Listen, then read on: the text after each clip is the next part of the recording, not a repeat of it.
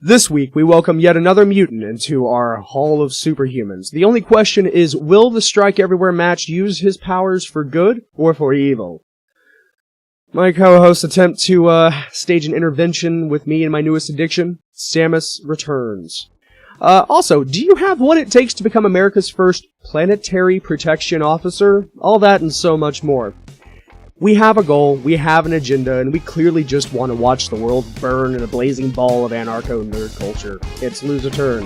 Welcome to it.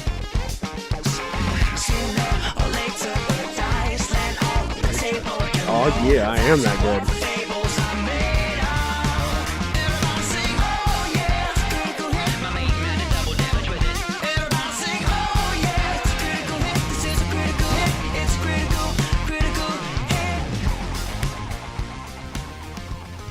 Greetings and salutations. I'm Chuck Mullins. With me today, we have the 1000% victorious time, love, happiness man, Matt Herring. How you doing? What am I? You are 1000% victorious time, love, happiness man. I am surprised. Good stuff. He's the man, the myth, the legendary nugget sauce policy, Lord Jack Mullins. I'd have you know that even though Metroid can't crawl, Metroid would win in a fight against Zelda Boy.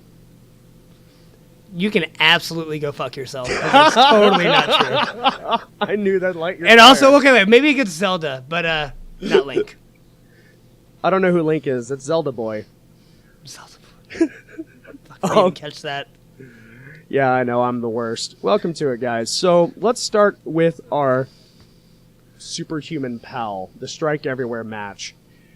This man in the UK goes to the petrol station, takes the gas pump, puts it in his pocket, fills up the pocket, sets himself aflame. Then he drops his trousers to his ankles, the fire thus following down, and He sets himself on fire at the gas station. yeah, he put the pump in his pocket. And there's actually video of it. So this is literally the thing that happened. He puts the pump in his pocket, puts in a little bit of gas, sets it on fire. Then he just undoes his trousers, drops them to his ankles. He's still got his shoes on, so they aren't coming off. And he just starts dancing around. He's shirtless with his matchstick hanging out and is just dancing around, doing like the helicopter jig with his pants on fire at his ankles. A gas station attendant runs out, extinguishes him with a pump, not a pump, that's the opposite, Jesus. with an extinguisher. Yeah. He runs back to the pump and then just starts trying to pour it on, pours it on his pants again, sets that back on fire. Then he starts trying to spray the guy and kind of attempting to spray his own matchstick. Police pull up. He gets put out again. All right, Jack, we just pulled up to the station. What am I looking at here? Apparently it's a man with his trousers down and soaked in gasoline doing the helicopter while on fire. Well, his pants, not him. So the I can't. Oh my the man God, with the what the hell is extinguisher. going on? The man with the extinguisher tries to intervene and put himself in between the gas pump and the dude. So he runs to the other side of the gas pump, and that's when the cops pull up. He pulls out another petrol pump and just starts spraying it on himself. Now, He has time to swipe his credit card. Yeah, that's exactly what I was about to I don't think you have say. to prepay in the UK anymore. I mean, I remember a day in this in my America, you don't have to prepay. But this isn't my America. I was about to ask the same thing. I know. I didn't think about it upon reading the story and watching the video until just now. I'm like, shit, no prepay? Okay, Fuck yeah. so what do you classify this as? Is this a suicide? Is this arson? Is this attempted murder? Is this vandalism? So these are all the questions I have. And when you watch the video, when the cops show up, he pulls out the gas pump again, starts pointing it at them, then he just starts spraying his junk head on, pulls out a lighter. But while he's doing it, he's still dancing. Now, his pants are on fire, they're extinguished, back on fire again, extinguished again. He's about to relight his whole zone, and he's dancing the entire time. Like, he's shimmying. Well, his pants are at his ankles, so you can not look cool while you're running, but he is into it. Like, he's got locomotion going on. Yeah. He is about to light it again, and that's when the cops tackle his ass. Okay, so this is lose a turn. I'm going to go ahead and guess meth. Or bath salts. That's generally our starting point. But no, like I said, this is a superhuman, and he is an inductee to the Superhuman Hall of Fame we have. Because he was just a little drunk and went out to buy some smokes and told his friend, hey, this is going to be funny, watch this. Just did it for funsies. How did he not? Okay, so the fumes are the flammable part of petrol, as they call it in the UK. How did he not? I don't know. He's dancing around. He's getting fumes everywhere. First No, of I mean, all, obviously just caused him to get a little bit more, high. And continue on with the joke.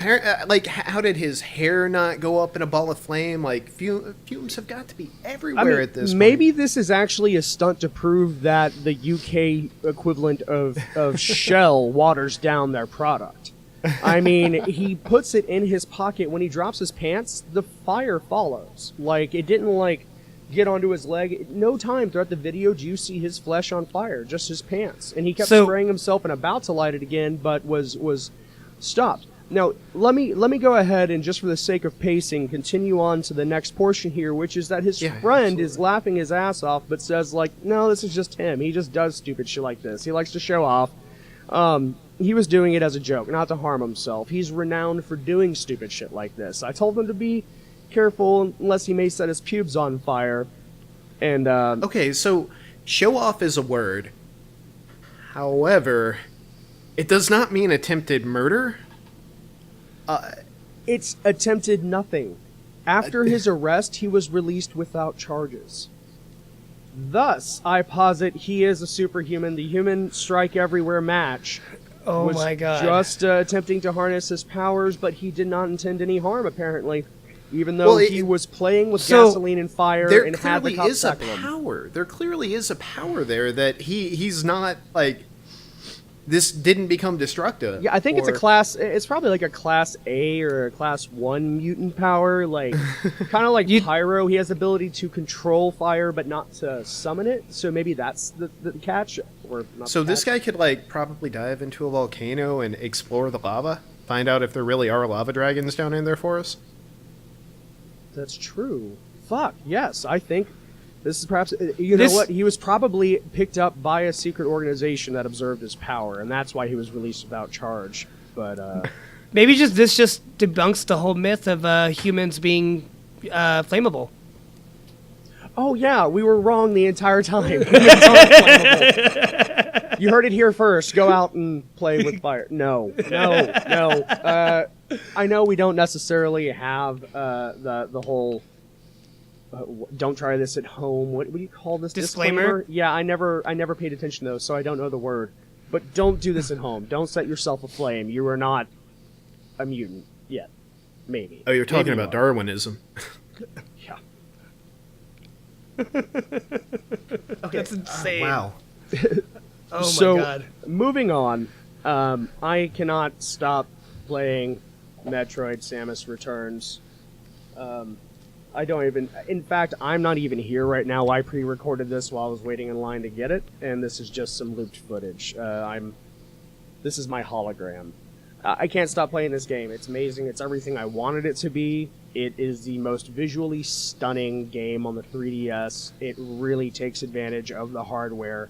I haven't seen it on the 2DS or the older generation 3DSs, so I'm not sure if there's, Any kind of hang-up or differences or anything? Yeah, it is a game that I want to play in full 3D at all times. I have no interest in seeing it awesome. in 2D. It really takes advantage of the hardware, and it's just it's a recreation of the second entry into the Metroid franchise, which was originally released for the original Game Boy. Wow. Samus Okay. 2. Or Metroid 2, Samus Returns, excuse me. So, they've done so much. It's a complete reimagining. and they've added new powers and skills and things that they've never done in the franchise before. They gave it a full-on 100% honest treatment. It is amazing. I love it. Now, that being said, I feel so dirty that I want to put a petrol pump in my pocket and set myself aflame because I'm gushing over how good this is. The reason that I feel so guilty is because Nintendo is like a big giant dick.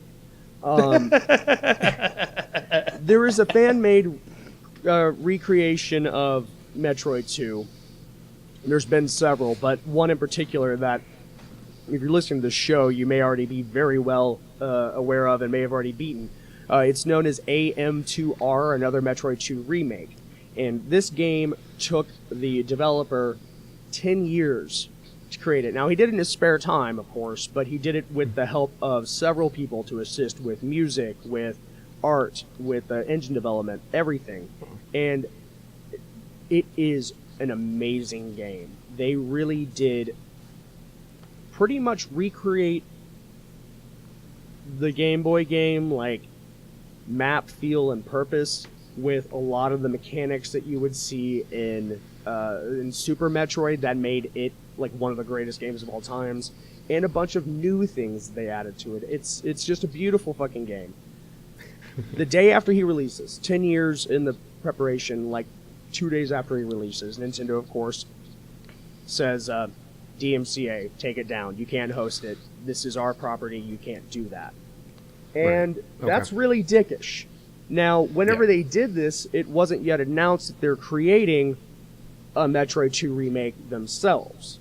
Right. So it made them even look more like dicks. So after it kind of came to light, okay, well, they're actually in-house making their own, and they have Sakamoto on it himself, and like as much of the original team involved as possible. Like it makes sense as to why they wouldn't want competition in a freemium kind of, or not freemium, but a free game. I don't think Nintendo gets a pass on this. They're not with their history. Well, Right. yeah, even worse is there's like an indie game award thing that was happening at the time, and his game was one of the nominees. And Nintendo officially stated that they would denounce that whole thing, wouldn't support it or sponsor the reward or the award ceremony if they didn't remove all references to this game as a nominee. And they went balls out, fuck you, you can't. Now, that is some shitty-ass behavior. Sega, on the other hand, whenever a fan creates a game using their characters, such as Retro Sonic, which came out, I think, 10 years ago, Yeah. what does Sega do? They hire the motherfucker. And they use, because he created an entire engine that could support kind of what you'd expect from Sonic without it having frame rate issues and all that other stuff. He also went on later, and I think in 2011, he created another engine to port Sonic 2 onto iPhone. And they hired him and had him create the port that is now available at the, Play Store and iPhone App Store and all that stuff. They hire these people because they've shown not only love and passion for the characters, but also skill and talent. Right. They don't fucking witch hunt them and chase them down. Now, the thing is this dude, oh god, I should know his name. Grost. I can't pronounce his last name. It's like Guasto or whatever. Whenever he was asked how he feels, he was like, "Well, I understand. It's not my creative property. It's cool that they want to do that. I just heard they're doing a remake of their own, so I can't wait to get my hands on that and play that. I just did this out of love for the Metroid series, so I'm excited to see it." So he, instead of like being a dick or trying to like claim victim, was like, "It's cool, I'll roll with it. I did my thing," and Nintendo just never even approached him. So I think a lot of this I'm going to avoid the patent, trademark, copyright discussion this time. However, this is very much complicated by what this would seem to be a clear case of parody to me, But because there's a trademark in there, it's not going to qualify for parody, and Nintendo's going to do their damnedest to get rid of it. Nintendo has a history of this. People doing Let's Play on Nintendo from YouTube. Exactly. Yeah, I was going to bring that up. Steal money from them. And I do think it's stealing. That is my opinion. But absolutely. Yeah, there's been numerous Let's Players who have had to delete their videos and everything like that if it was of a Nintendo property. And it's ridiculous. I mean, you look all over, YouTube and everything else. Well, Nintendo would actually collect the ad revenue for those videos once they I wasn't even aware of that. Wow. Yeah. Okay. Yeah, I mean, that's insane. I mean, it just, I don't know. It's something that's always pissed me off. There's been so many awesome, fan-made creations of, like, the Pokemon series. Or even, there's a Minecraft mod that's called Pixelmon, where it kind of brings in both worlds of Minecraft and Pokemon. A blast to play, totally shut down, from Nintendo. I didn't hear that I was shut down. My daughter wants to play that, and you're able to get it again. They found another way of, bringing it back. But yeah, it was definitely, attacked by Nintendo as well, and it's just and it's this blunt hammer that Nintendo uses that's one of the biggest problems. So you've got people who they're independent creators, they're starving artists often. They might eventually reach a success, but most of them can't afford legal advice. They can't afford their own attorney. And so, like, even if they are in the right and it does fall under parody or fair use, it doesn't matter because they can't fight it in a legal situation. Right. And if they try to fight it and they fail, they're out even more money. Exactly. So, like, Nintendo just gets to bully people around without any issue, and they are not afraid to bully people around.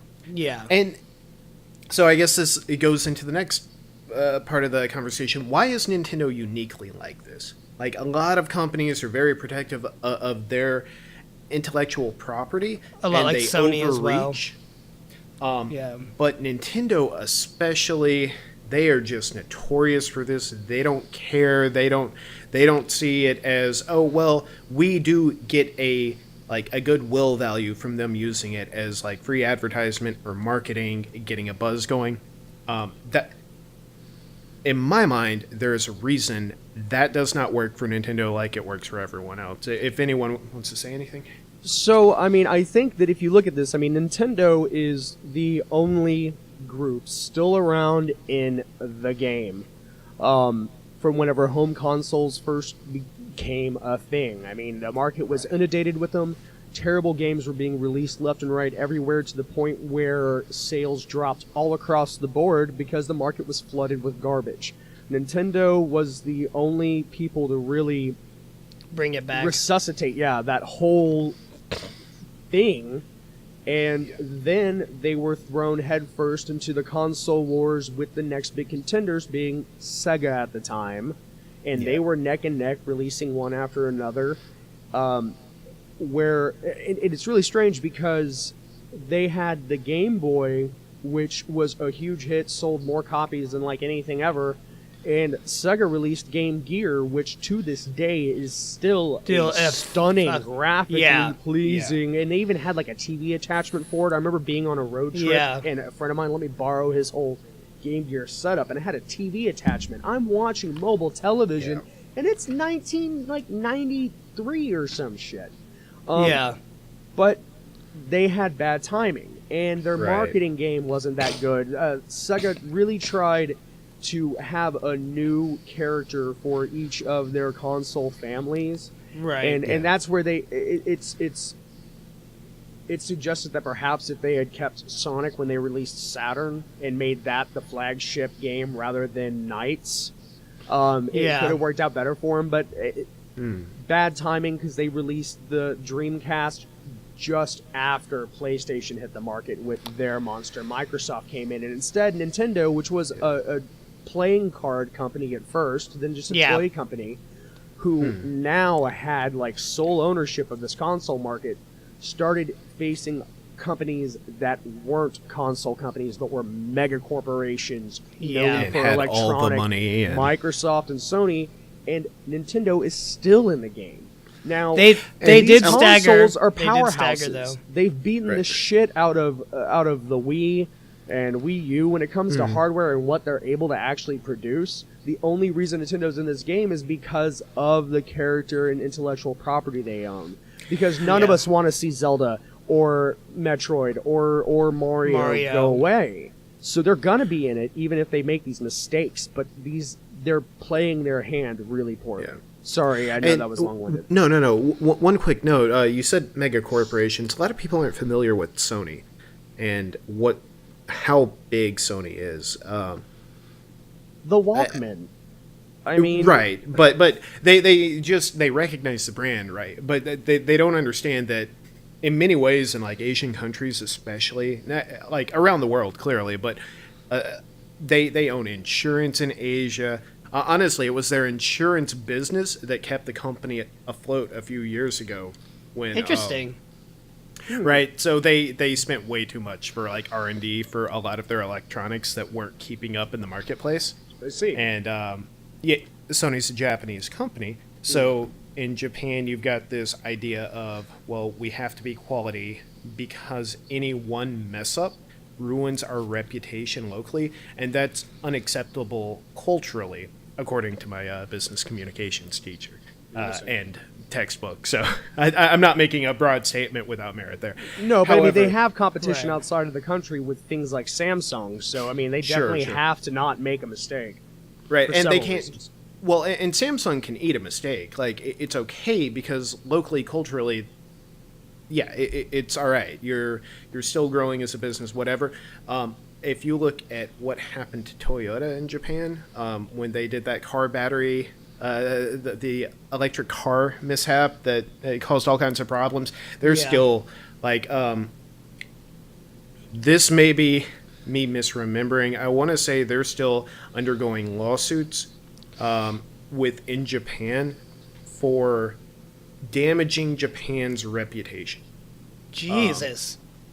So there is this major cultural thing. If I could be wrong on that, so again, don't quote me, but it's a fascinating thing to look into. There's a lot of cultural expectation from just society to the companies in Japan to like, no, this needs to always be good. The mistakes are not okay, even if they're small mistakes. Like quality assurance is a very different thing there. I've gone on too long. No. These are all very valid points. I mean, but when it comes down... Sorry? I was going to move on to a defense of Nintendo, because I did bash them pretty hard earlier. I don't know that they really need someone to step in and apologize for them. Right. No, you're right. I would just like to say from their perspective, one of the reasons they are so harsh and so uniquely harsh is because all Nintendo has going for them is their properties. Yeah. You take away Mario, you take away Zelda, and maybe Metroid. A few other titles, but like the big ones, Mario and Zelda, people aren't buying Nintendo. Yeah. It's one of the reasons the Wii had such a hard time. It was the party console and the old person console, and they had to market as such because they could not compete against. Well, I'm sorry, the Wii U had such a hard time. I misspoke. And there was no reason to move to the Wii U. So, like, they're torn, Smash Brothers. Oh, well, do we do backwards compatibility? Do we not do backwards compatibility, et cetera, et cetera?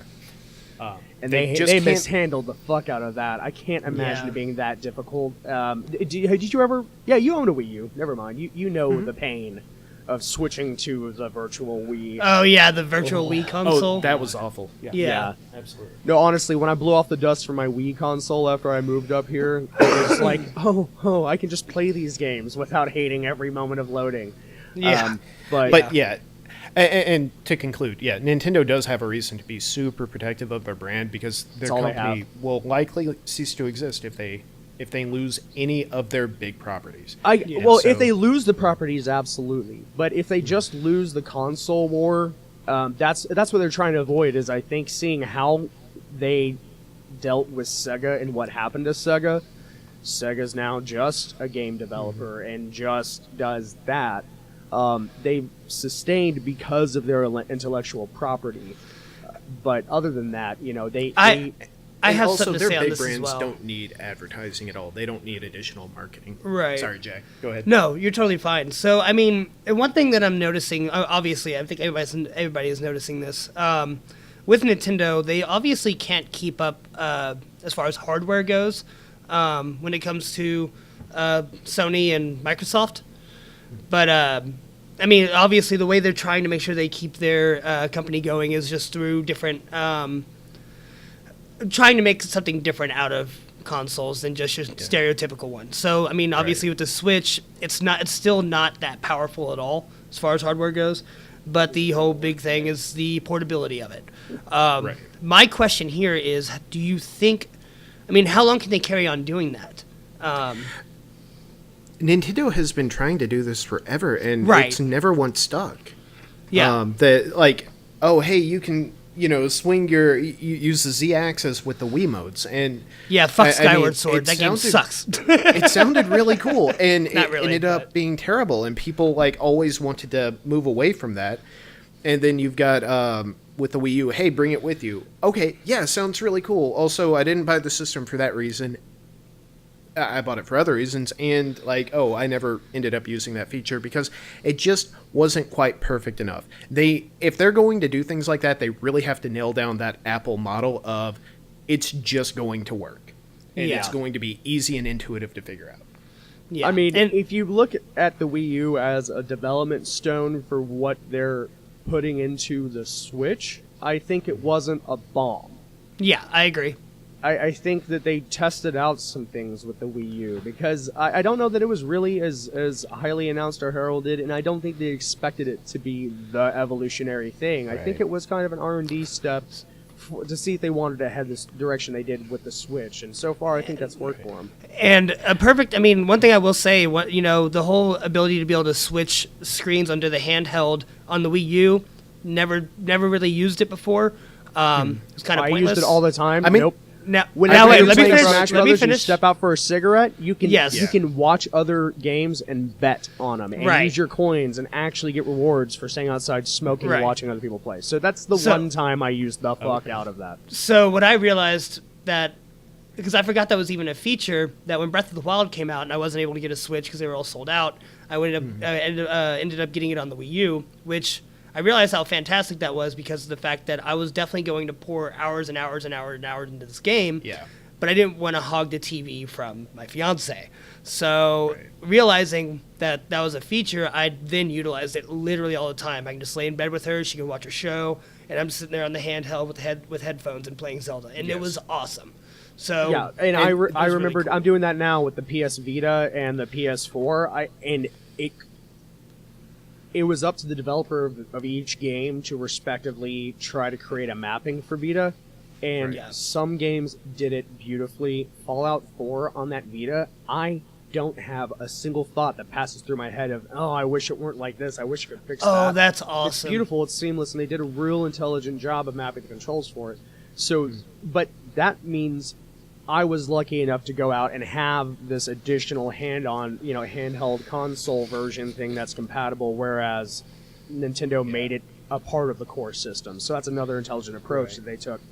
Yeah. And so we could take this conversation into the Microsoft world and talk about the Kinect. But realistically, it comes down to the fact that these aren't selling features. And companies, I think, fail when they make them selling features instead of letting them be like, hey, this is a thing, it comes with it, and also it's pretty cool. When you discover it, you're going to really appreciate it. Mm-hmm. It's just, I can't convince you from afar that hey, you need this in your life. Right.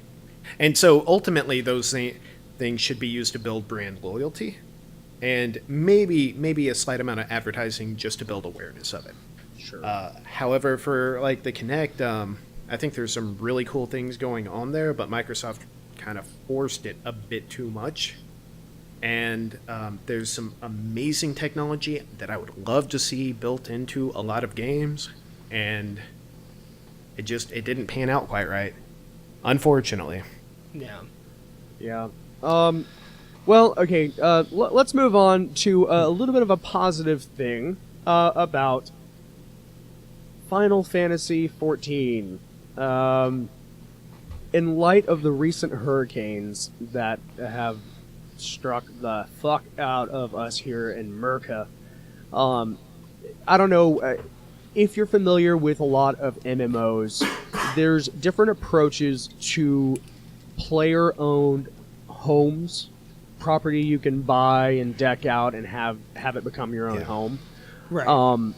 The thing is that some games, unfortunately, took a once ideal approach that didn't age too well.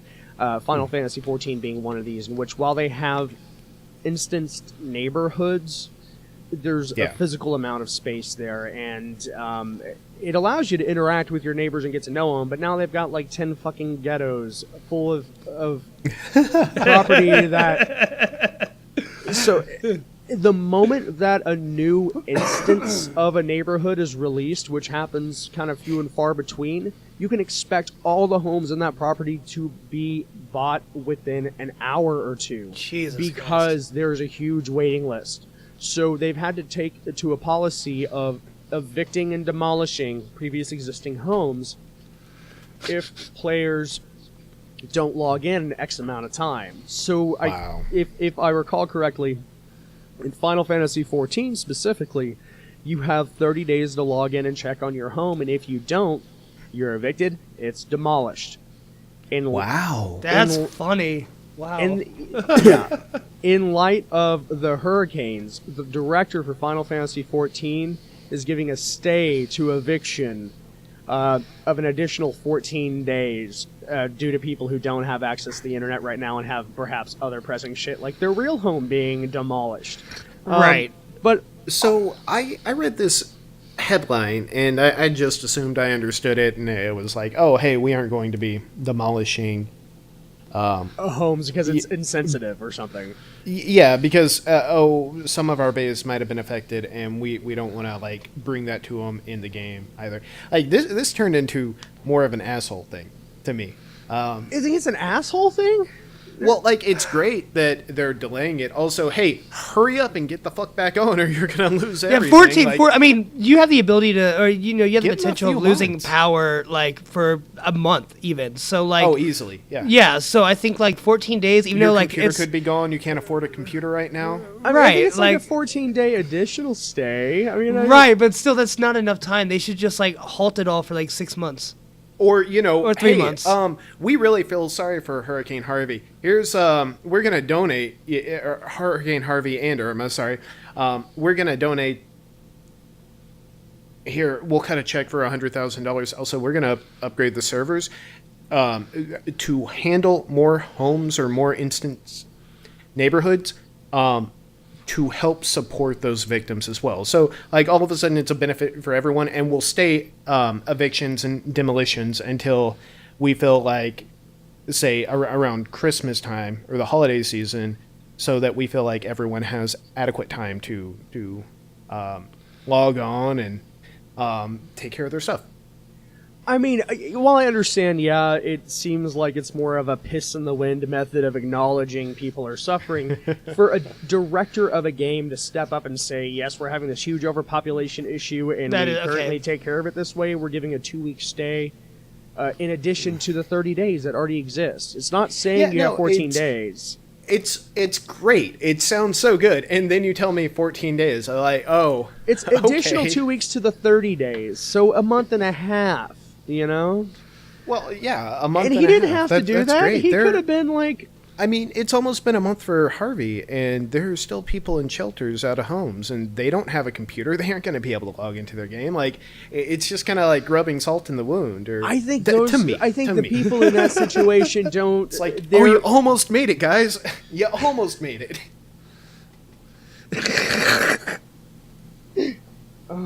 Fuck, man. There's no way I to dance appreciate around the this sentiment. conversation anymore. There's nothing I can say that doesn't seem insensitive. I just, appreciate the sentiment. I'm giving everyone a hard time right now, but at the same time, like, I thought it was a on, very intelligent and cool thing to do for yeah, a until company you say based 14 in Japan. days. An additional 14 days. Come on, man.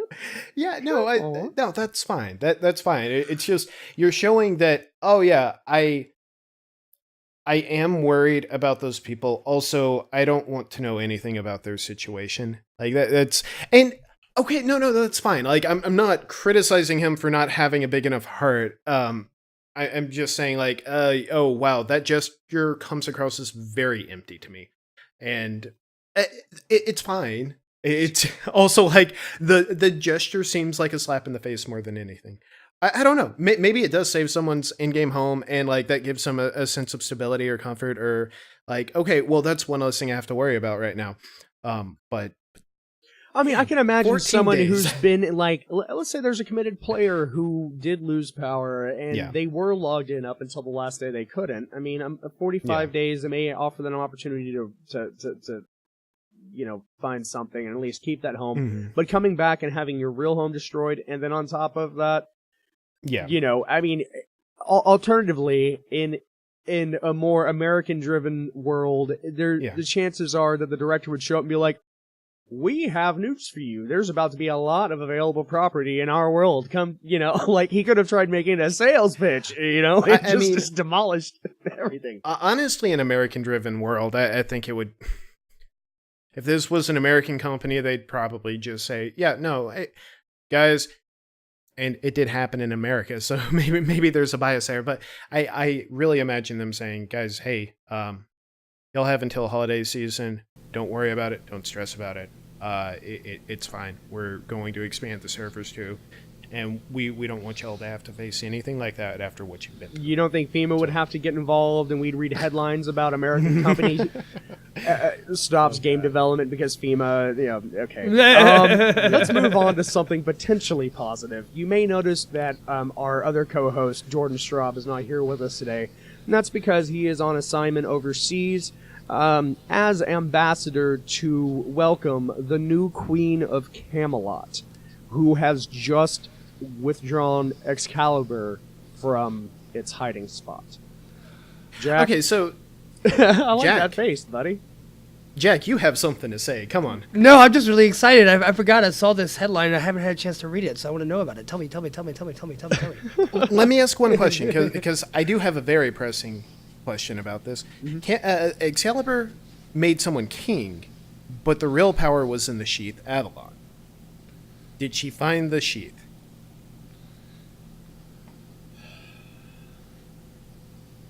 Welcome to Lose a Turn, where Matt pisses on everything Chuck suggests as it's positive. No, she did not find the sheep. Oh, no, that's sad. Asshole. But, no, it's still really cool. All right, so Excalibur. So a 7-year-old... Mystic Holy Sword. Yes, a 7-year-old was swimming at a local beautiful scenic lake with her family, and said she saw something shiny kind of under the water, and her dad was straight up like, "Don't be stupid, it's just garbage." And she's like, "No, I don't know about it. I don't know if that's... I want to keep looking." And it's like, "No, don't touch it. It's just like old fencing or something." But he looks down and does see something shiny, pulls it out of the water, and it is a friggin' amazing sword. I tend to try to avoid sharing images just for audio-only listeners, but I mean, you can Google this and see it for yourself if you haven't already. Otherwise, There'll be a link in the description as well. So, yeah. So just for the visuals, I mean, here she is. This is a 7-year-old Matilda who has just withdrawn a full-on metal. Me? Oh, yeah, it's black screen. So, I actually did see an image of the sword, and basically you've got this maybe a 4-foot tall sword, maybe a little bit longer than that. It does have sword terms, I'm forgetting them. Like, it's got the pummel, the hilt, the crossguard, and then an extension on the neck, what's that called? I'm sorry, on the blade itself. Before the blade starts, it's got that extension that pivots out. So I was actually honest. Catch? I'm not even kidding. I was looking at sword anatomy earlier today to try to figure out like what the fuck is that. So looking at the image again, I'm not sure it's as pronounced as that image suggests, but it is kind of like an ornament for a cutaway.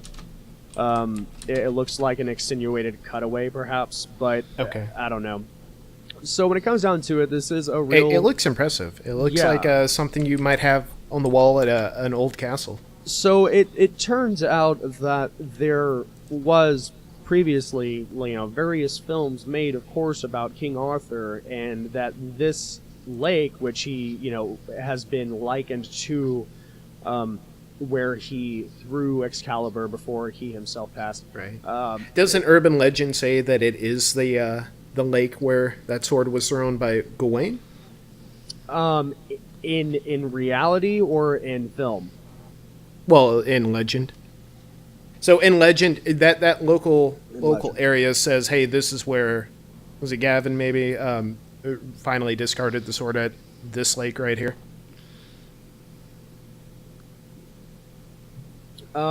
It says later he brought it back.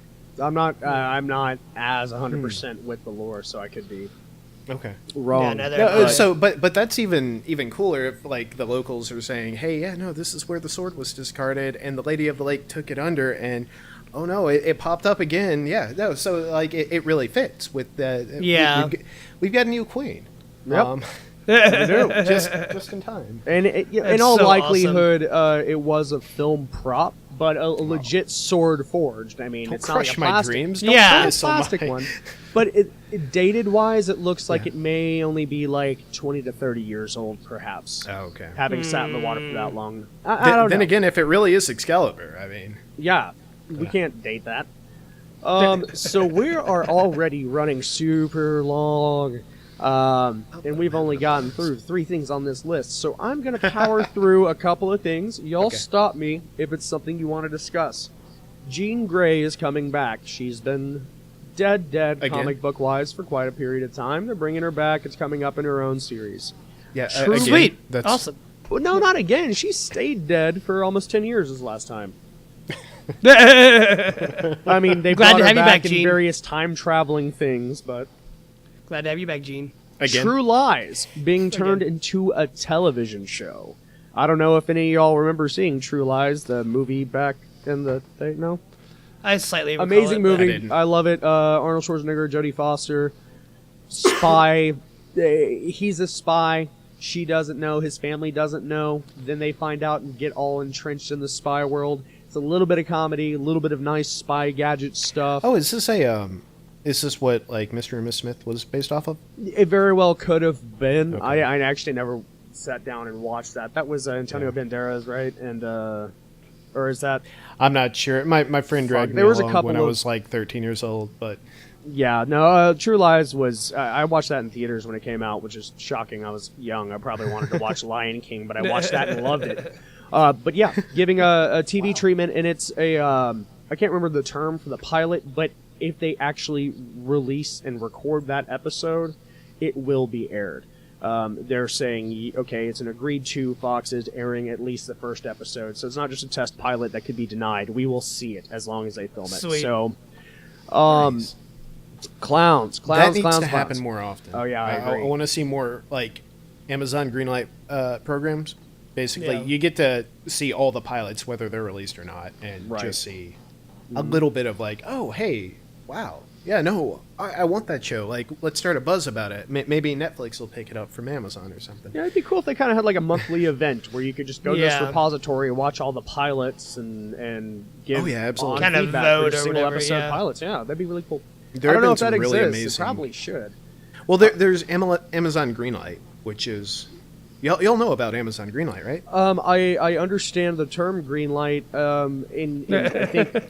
So- well, no, I so- think doesn't Steam have a green light as well? Isn't there a Steam green I light? think they do. I think So so. that's they what do. I'm familiar with. I didn't know Amazon had a green light. So Amazon does have one where like every year they come out with like between 8 and 16 shows, I believe, and they allow Prime users to go on, watch the pilots for shows Oh, they right, produce, yeah, and yeah. vote on which one gets full production, and That's they normally right. pick up like 2 or 4. Cool. And so Was that- almost did- all the Do you know if shows that the Tick got that treatment? probably. Probably. It's interesting. Sorry. I mean, there was the show about the transgender parent, Transparent. Mm-hmm. Yeah, that came through the Greenlight program. Mad Dogs came through the Greenlight program. There's been just a ton that were.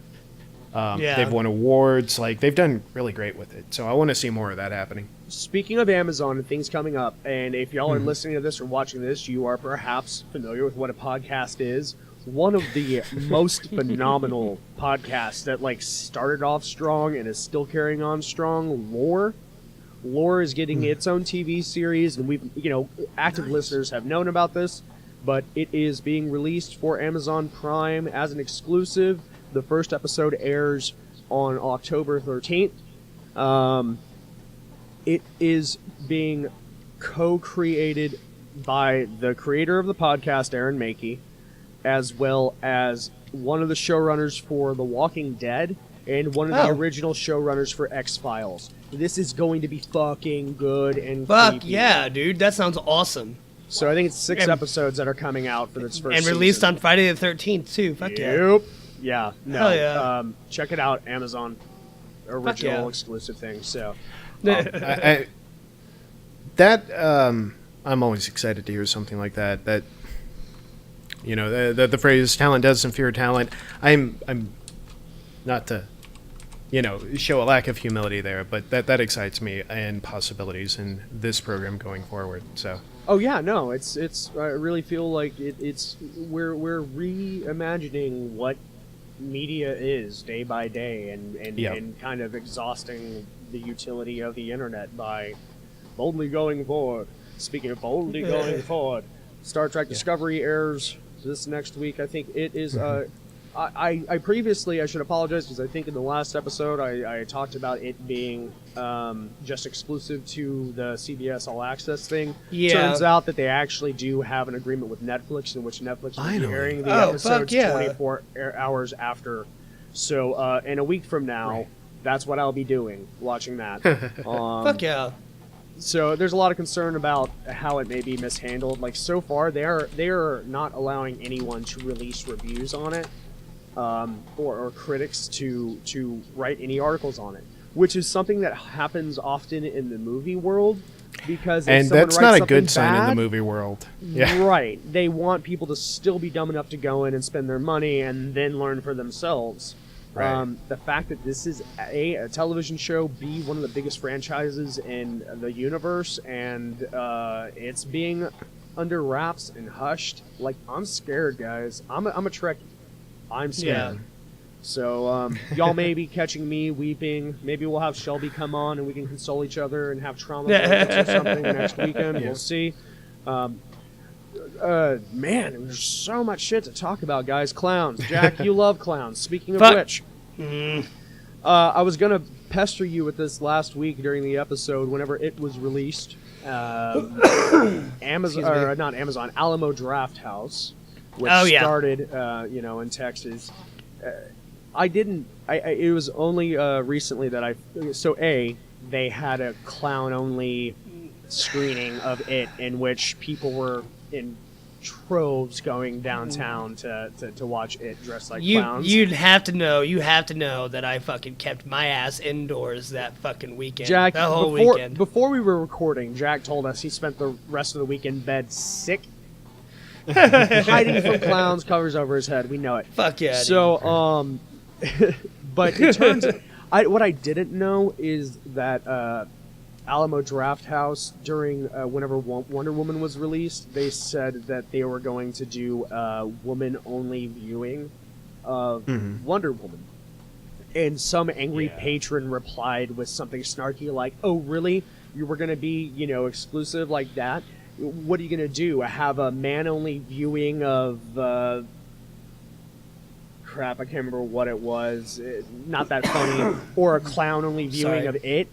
And despite this being like a way of them scolding Alamo Draft House, they replied with, "You know what? We might just have to steal that clown idea. That was good." And so that's good. That's awesome. I mean, if you Google clowns as much as Jack does, you'll also know that the official clown association is just tearing a new one into it. Clowns are losing their jobs. They aren't getting paid. They aren't getting gigs anymore. They're being denied. They're being feared. blah, blah, blah, blah, and everyone blames Stephen King, which I think is ultimately kind of stupid. While, yes, he did add a ton of the creepy horror clown thing into pop media with his books and subsequent made-for-television movies, and Tim Curry was scary as fuck, with or without makeup. God, Tim Curry, just, Sorry about the coughing, guys. it's all good. So, the thing is that, I mean, we've had ICP, John Wayne Gacy, and 1,000 other directions we could point a fucking finger. So lay off Stephen King. He's done bad things. Creating Pennywise wasn't one of them. Yeah. But going forward, Australia... God, I don't have this article up right now. I need to pull it up. This guy in Australia... Have y'all seen... I'm sorry. I've just got to comment on the Pennywise thing. Oh, yeah. Have y'all seen the new season of BoJack Horseman? Not yet. I have not. No. Okay, so there's a great line in there where Todd is saying, "God, I know what we'll do. We'll get this company of just clowns to entertain kids because kids love clowns." And someone comes in and they're like, "My kids hate clowns. What are you talking about?" And Peanut Butter's like, "Oh, wait, do kids really love clowns? Are you sure?" And he's like, Todd replies, he's just like, I mean, they must, because adults hate clowns. They're scary and creepy.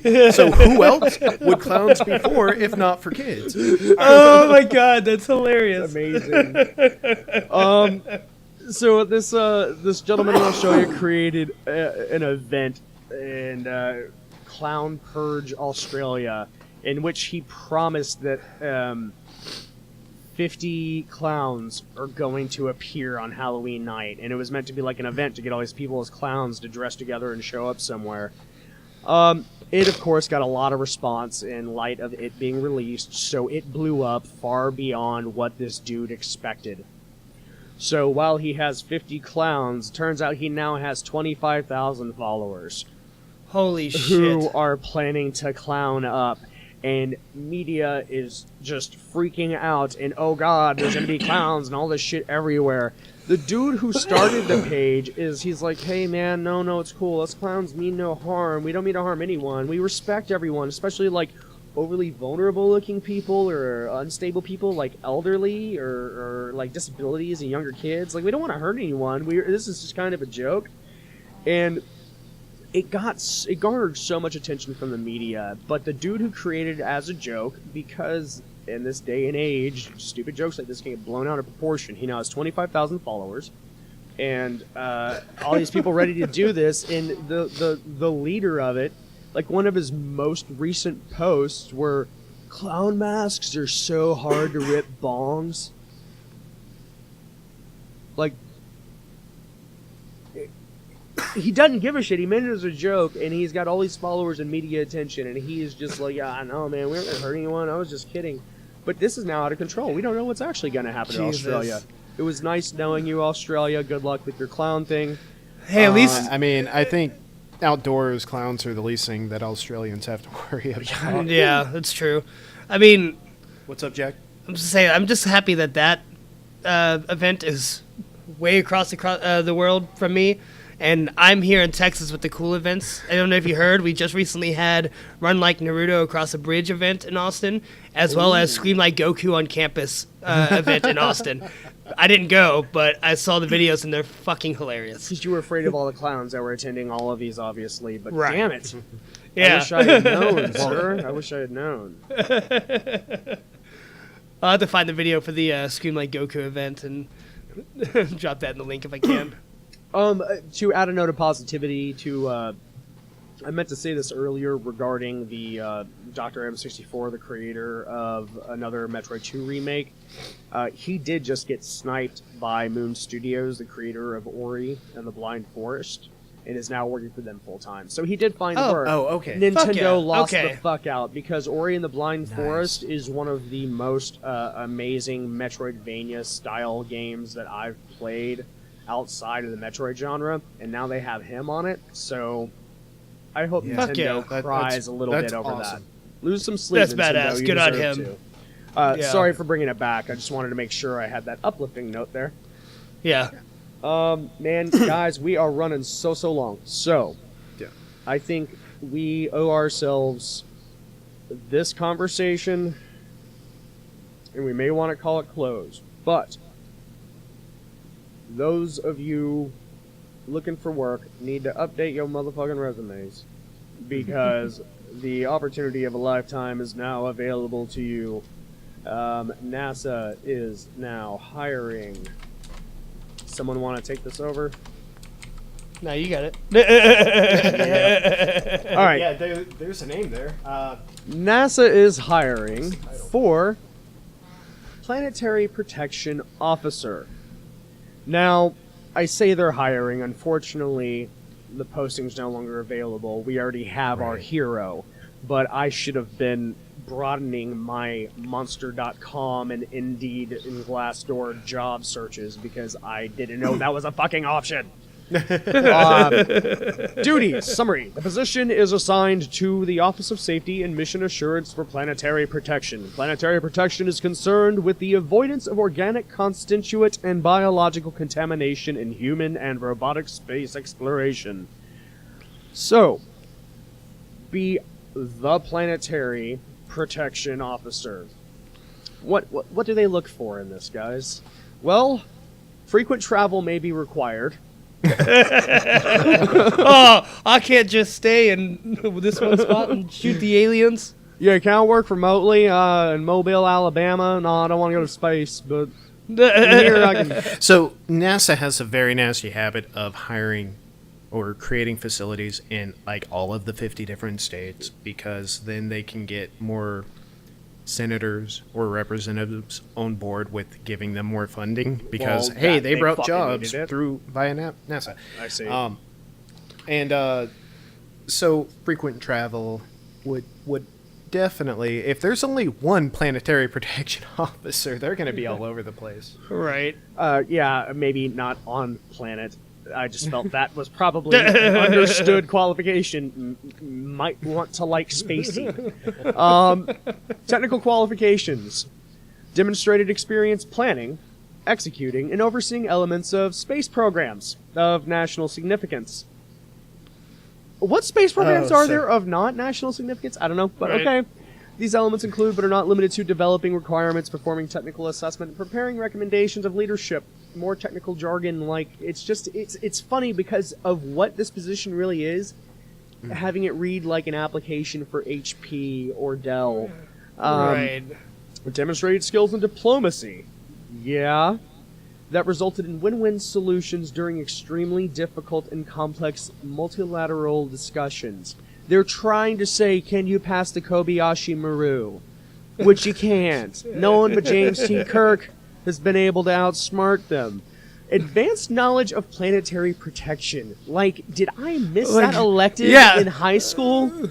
Like, was Like- it? I never found that college course on the curriculum. I need to enroll in Phoenix Online. And oh yeah, there's a fancy little course on. Ooh, check Udemy. Matt, Google it. Does Udemy have planetary protection courses? No, it's fucking amazing. Also, you might want I'll to get to that in my wins. Under Executive Order 11935, only United States citizens and nationals, residents of American Samoa and Swiss Islands may compete or civil. So How comes it do gotta we be want American to? thing? Do Go we ahead. want to We'll go open ahead it and? up. We'll open it all up. right. I'll stop. So, planetary protection officer. Basically, the job is to make sure that alien organisms or human or Earth-based organisms do not like intermingle. So we don't want to bring back organisms from Mars. We don't want to bring Earth organisms to Mars or any other planet. We don't want to affect what's going on elsewhere in the solar system, and many reasons for that. Before I go on another tangent, anyone questions, interjections? All right, awesome. Carry away. So basically, the idea is this guy's in charge of sterilizing all things that are going into space, of bacteria, microbes, etc. And go ahead, yeah. Are you telling me that this whole job is like some guy standing there with like alcoholic wipes, just like wiping everything down. Right? You have to be the first level of protection. Wipe everything down. Here's some Windex. Must have OCD. Turn on and off the planetary blinker 5 times. Exactly 5 times every time. Yep. 5 times. Yep. Well, yeah, no. So, like, that is the gist of it. And a lot of people might think, oh, well, what's the harm? So Here's some Windex and a ray gun. Kim Stanley Robertson, I'm sorry, names, posited a theory. I'm sure someone else posited it as well. I'm just only familiar from that author. That basically, we will never be able to go to alien planets to live if they already have any form of life at all. Because if we look at our bodies, we're basically 70% bacteria. And those are foreign organisms. We live in this symbiotic relationship with them. If you go to another planet that has life, that is bacteria that we are not evolved to be neutral towards, and they are not evolved to be neutral towards us. Yeah. So, like, when you see without a soap external or apparatus hand sanitizer, or a period of inoculation, we will not sustain anywhere else. Right, and that inoculation is probably millions of years based on some thoughts. So, like, if you look at hand sanitizer, 99.9% of germs are killed by it. That may be completely worthless because it's only like 0.01% of germs that are even harmful to us in the first place. But so interesting thoughts there. Get your head around the idea of okay, what does this guy do? Why is it important? And now onto like, why is this job hard? Why does he get paid $200,000 a year to do this? Sterilization on the level they're talking about is extremely difficult. I know.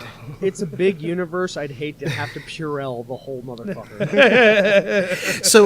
So at one point we thought it was sufficient just to let things drop into the atmosphere, and the process of re-entry would burn off and kill any bacteria that wasn't in like an atmosphere protected space suit.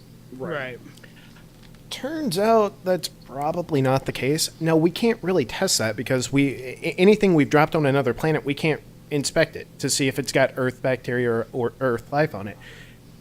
And so what we've done is we've on missiles put basalt discs that are about 1.4 centimeters thick, and we've put microbes and other bacteria in those discs and shot them up into the atmosphere, let them come back down, and so they're getting a partial re-entry, and checking the basalt discs afterwards to see if there's actually still life going on in there. And it turns out 4 out of 24 still do have life living in it. So these, and just to the degree of like how miraculous that is, these basalt discs are actually melting during this re-entry. So there's a chance that a full re-entry might fully destroy all biological life.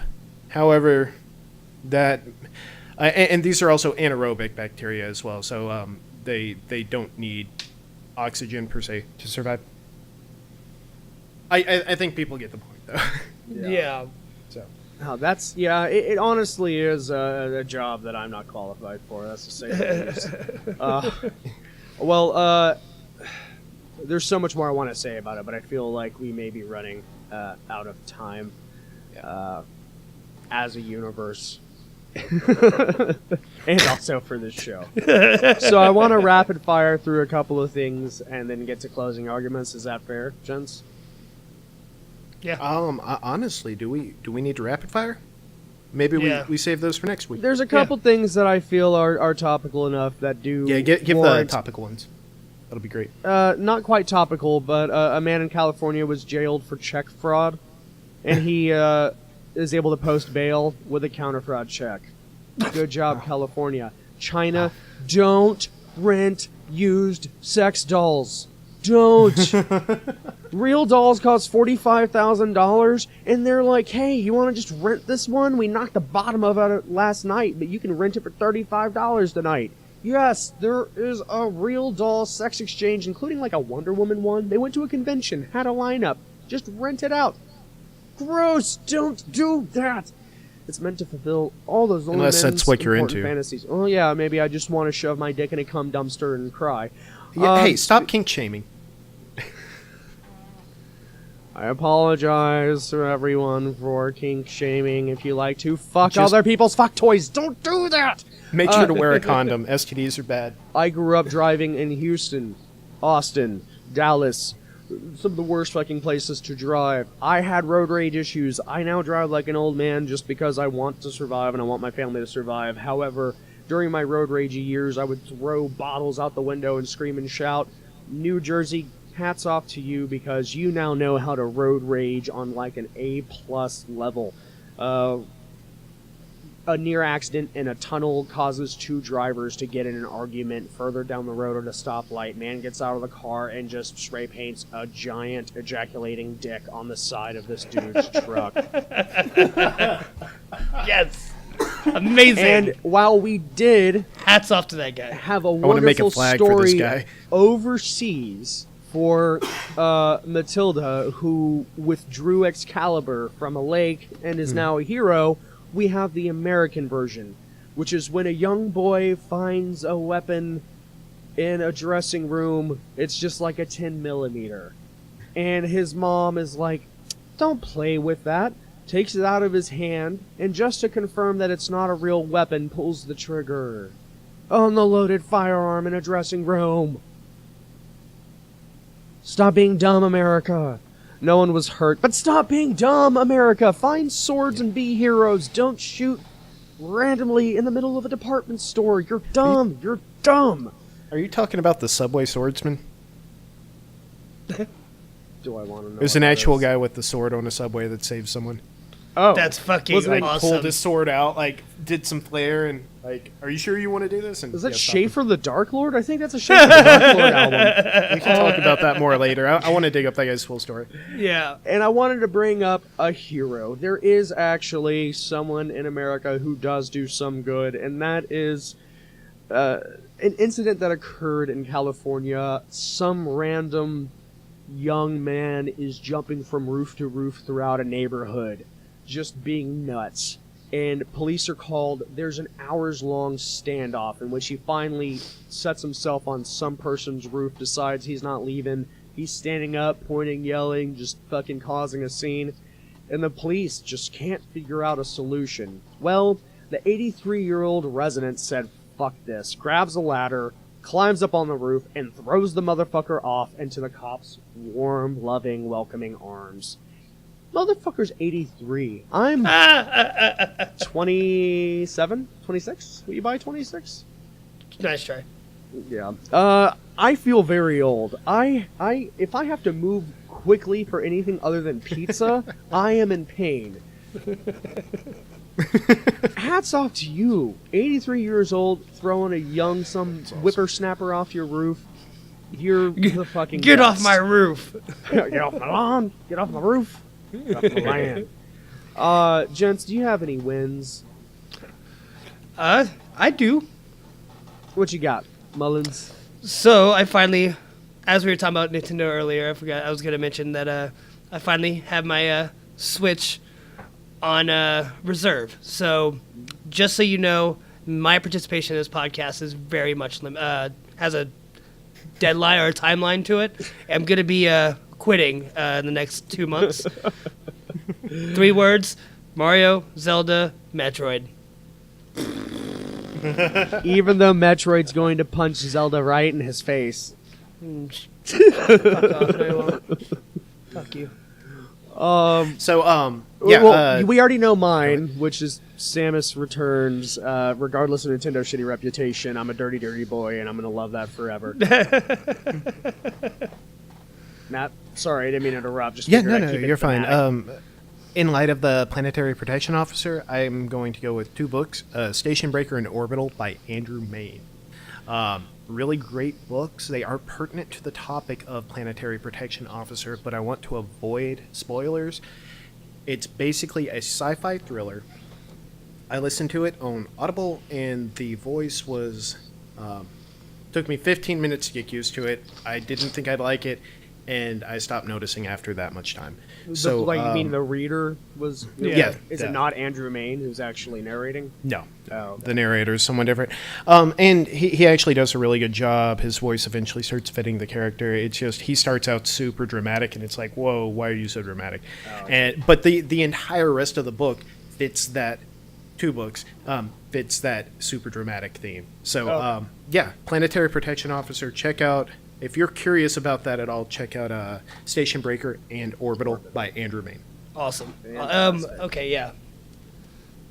Well, gents, I want to thank you all for joining me tonight, and to all of you potentially listening to this, thank you for your participation. If you have any crazy news articles or nerdy news that you'd like to submit to us, you can most easily reach us on our subreddit at r/loseaturn. You can email us at loseaturnradio@gmail.com. You can find us on Facebook, facebook.com/loseaturnradio. Lose Turn Podcast.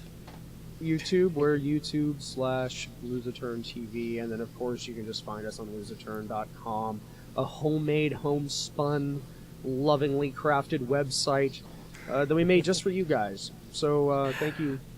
And if that seems a little bit overwhelming, just go to lucidturn.com. We've got social media links for everything up there. Mm-hmm. Until next time, it's all Bye, Felicia's. Hey, thank you. Metroid's All gonna the punch you in the Felicias. face. Love y'all.